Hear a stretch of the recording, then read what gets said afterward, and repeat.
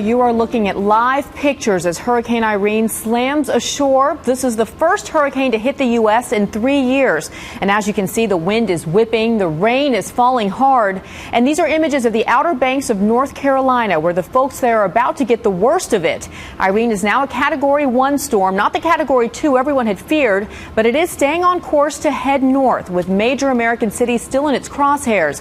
And Dan, these are some of the country's most populated cities where hurricanes, as we know, are extremely rare. Many people in these places have never seen a hurricane before. Even though the storm has weakened somewhat, I want to say that is not a reason to relax, because the real issue here is the enormous size of this thing. Look at this shot from the International Space Station.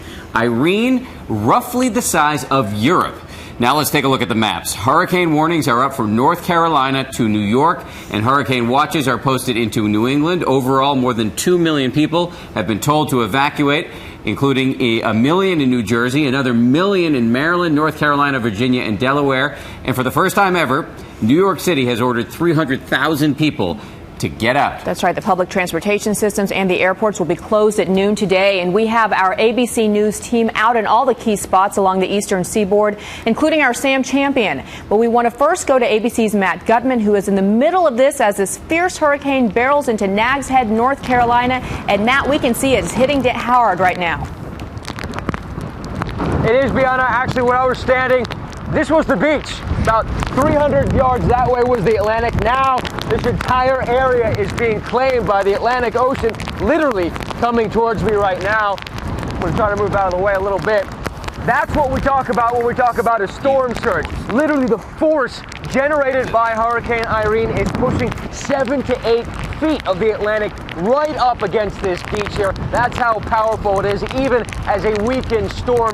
Still 90 miles per hour. We see a tremendous amount of debris floating around here with seashells and all sorts of this foam everywhere.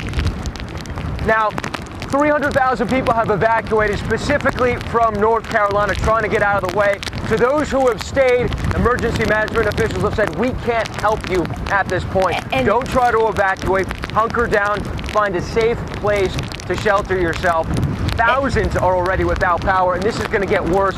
This storm is stalling, going very, very slowly over North Carolina. Probably going to have this type of weather for another 12 to 15 hours. Going to see a lot of flooding, probably significant damage too.